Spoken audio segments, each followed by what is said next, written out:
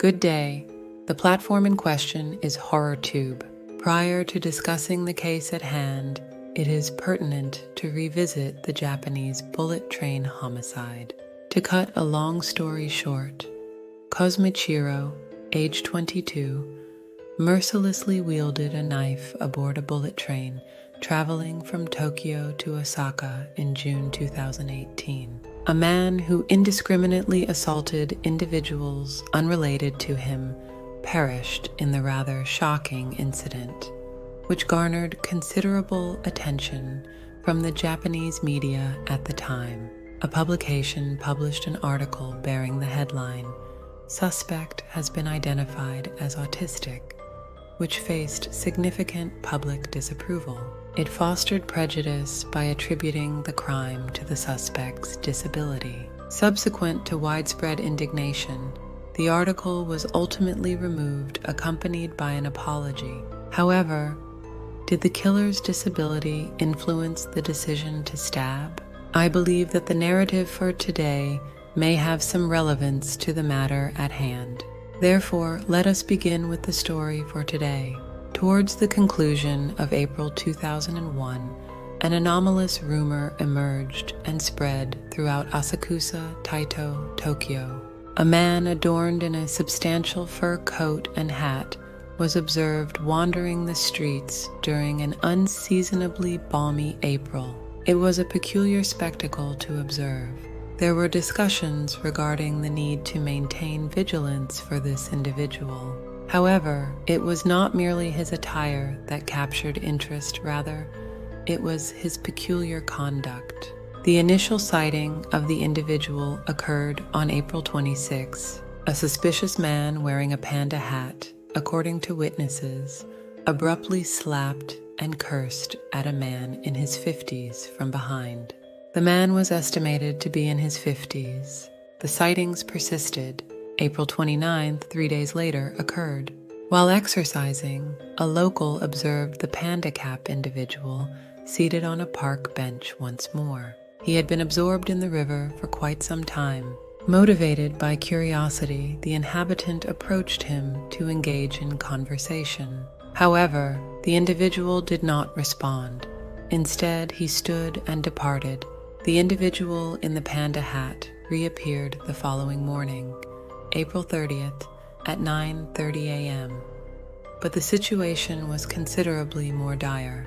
An abrupt withdrawal of a dagger from his pocket, he issues a threat towards a woman who happened to be passing by. The woman, startled, screams, but manages to deflect the assault with the very first object she can grasp. She called the police immediately after narrowly escaping, but her frantic state prevented her from getting a clear view of the man's visage. At 10:40 a.m. on the same day, Oga and Maiko, both 19 years old, were en route to the stadium where a friend of theirs was competing approximately 1 hour later. Once more, they were in a rush because a sports center located approximately 500 meters away was hosting a game. Ogawa eventually awaits the crosswalk signal and becomes slightly perturbed when he casts a sidelong glance. The individual adjacent to him is attired in a striped fur garment that possesses the appearance of being suitable for year-round wear. Beyond that, he is adorned with a fur headwear in the shape of a panda. Ms. Ogawa maintained a brief exchange of glances with the fellow. She was astonished. However, upon seeing that expression of astonishment, he spoke one word. "Do you think I'm stupid?" The following events transpired in an instant. As he dragged Ogawa into an alleyway, the man produced a weapon from his person. He then launched an indiscriminate assault against Ogawa, striking him in the torso, stomach, and other areas. Ogawa shrieked abruptly. A passerby arrived at the scene after hearing it. However, a male and a woman are engaged in a physical altercation. The resident therefore shouted, "What are you up to? What are your actions?" Apprehensive, the offender fled the scene.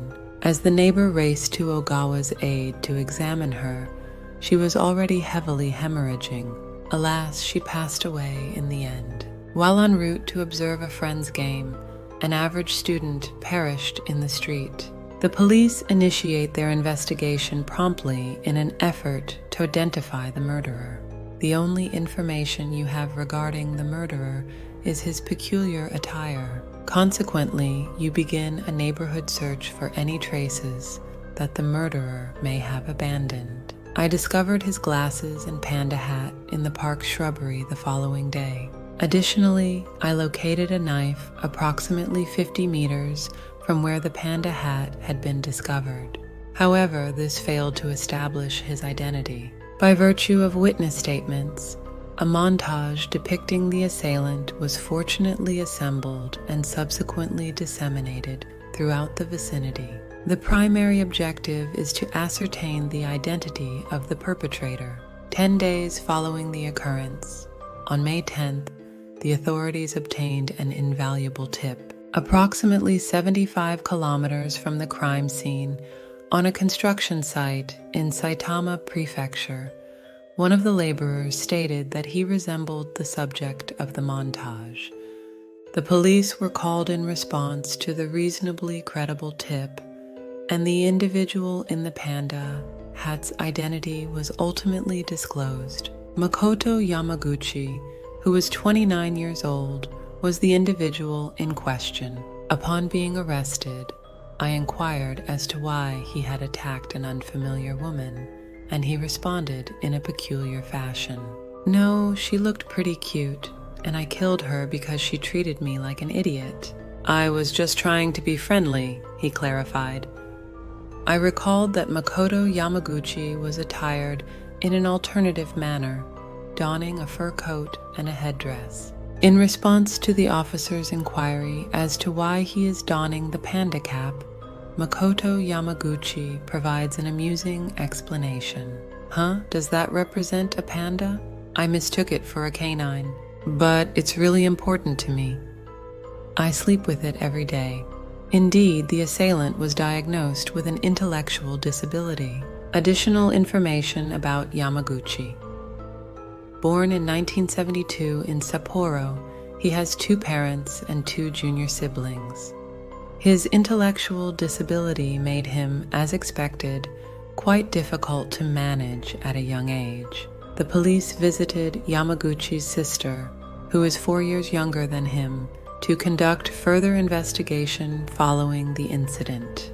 The sister, however, was afflicted with terminal cancer. Regardless, she claimed that Yamaguchi had been marginally intellectually disabled since birth, and his condition worsened as he aged. While acknowledging the merits of a disadvantaged upbringing, it is also true that many children with intellectual disabilities can experience a reduction in symptoms through appropriate discipline and education. His father, however, posed a problem. His father was a chronic gambler, alcoholic, and even abusive individual. His mother contributed a small amount of money, but his father was squandering it daily on wagering, rendering it impossible for the family to improve. Proper education and discipline proved to be challenging, consequently depriving Yamaguchi of adequate medical attention.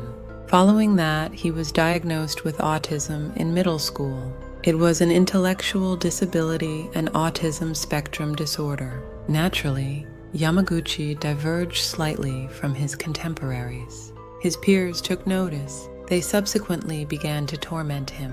Despite his classroom teacher's recommendation, he unequivocally declined admission to a special school, expressing his complete lack of interest in attending.